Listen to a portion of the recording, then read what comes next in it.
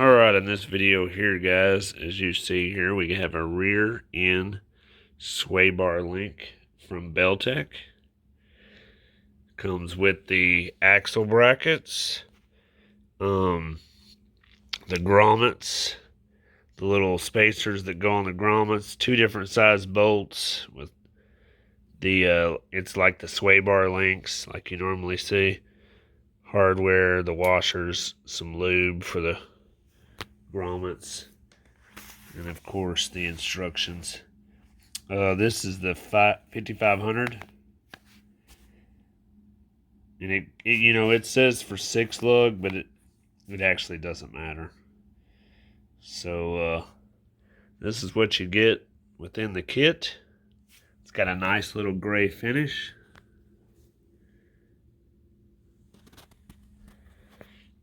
And pretty simple install, I believe it will be. You basically just get these lined up on the axle, put your brackets on there, and of course these are going to go through like that. And then you bump your axle up where it about should be, and you're just going to drill holes for these bolts to go in for the length through the frame. So, let's get to it.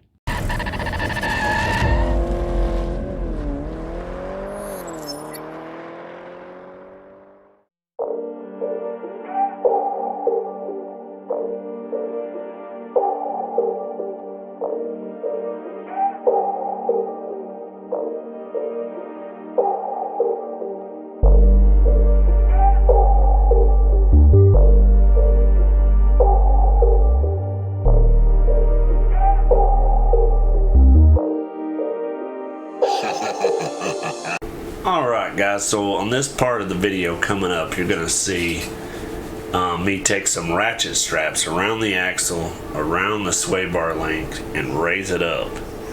Because if you're doing this by yourself, you need a way to get it up there to where you can start these brackets. Now, I had to move these brackets around quite a bit to try to figure out where they needed to go best, and it was right inboard of both shock posts. That's where they mounted the best. I just got everything kind of hand tight, didn't secure anything yet, and then we'll move on to the next part of the footage.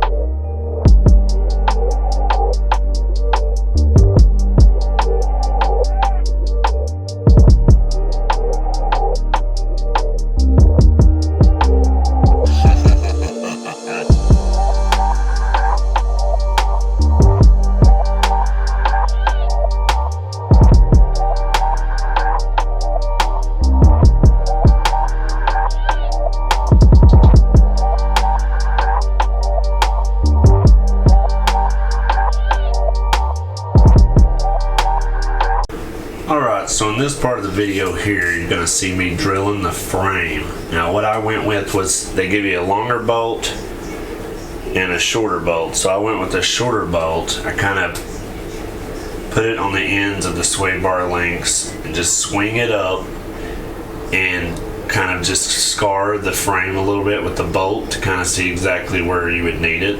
And I dropped it down, took a Sharpie, marked it, and then I just took one of them step-up drill bits, and kept drilling until the bolt, you know, would go inside the hull. So that's what you're about to see now.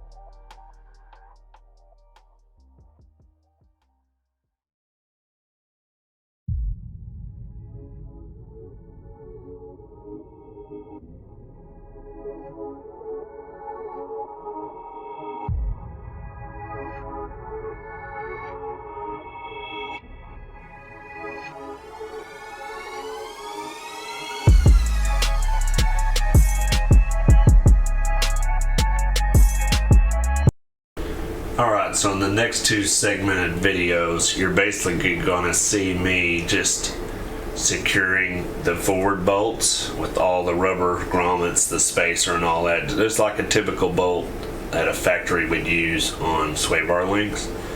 And then you're going to see me go back underneath the truck with the axle clamps and tighten those up.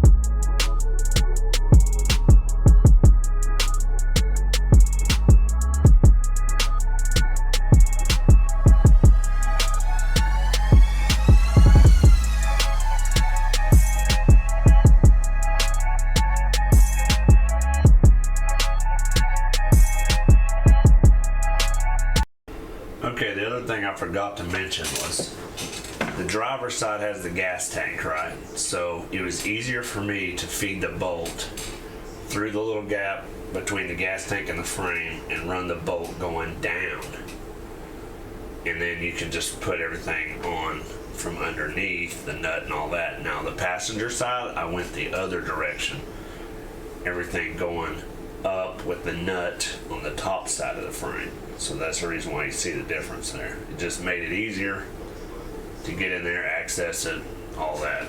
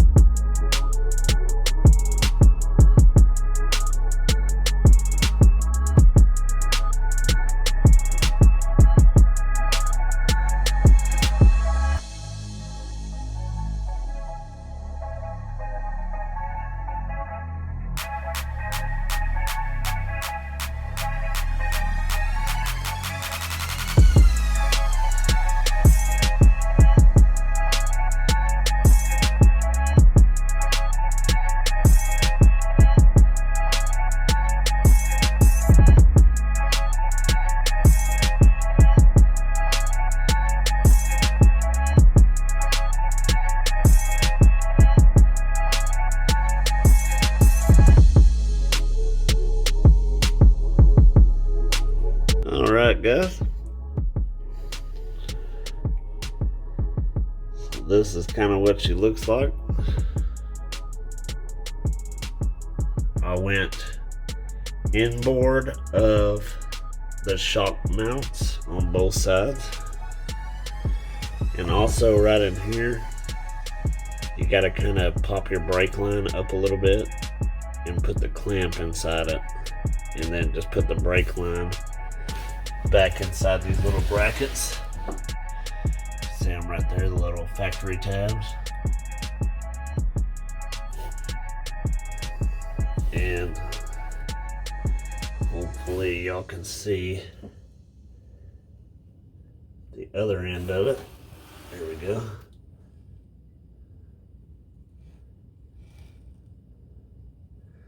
On this side, I put the bolt coming down because of the gas tank.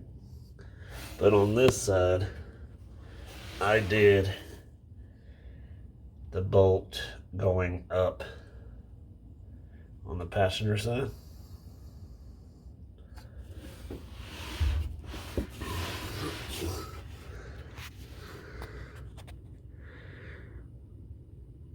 But that is how she looks. She doesn't hang low, as you can see. And we'll go for a test ride here and see how she feels. Alright, so after doing a couple of test drives with it on and all that, did I really feel a big difference? It felt a little bit stiffer. Now, I used to hit this one little area that was a big curve, and in the road it had a bunch of, uneven surfaces. So every time I go around it, my wheel, I could kind of feel the back end wanting to swing out a little bit, and because it couldn't keep up. Well, with the Swaybar link, now it kind of keeps the wheels on the ground, a lot less wheel hopping going on when you go through the turn. And it feels a lot stiffer type on the planet on the ground kind of feel, I would say. So yeah, I would say the result of it, does help out quite a bit. I would definitely recommend it. Pretty easy to install, basic tools really needed. Only thing special would be a drill bit that steps up so you can drill the holes, but everything else is just regular metric fasteners. If you needed any specialty tools, it would be ratchet straps just so you could hold it up. But if you got somebody to help you, you don't really need that. But other than that, that's about it for this video. Hopefully y'all liked it. Give it a thumbs up. Subscribe if you haven't already. And until next time, look out for the next video. Keep it simple.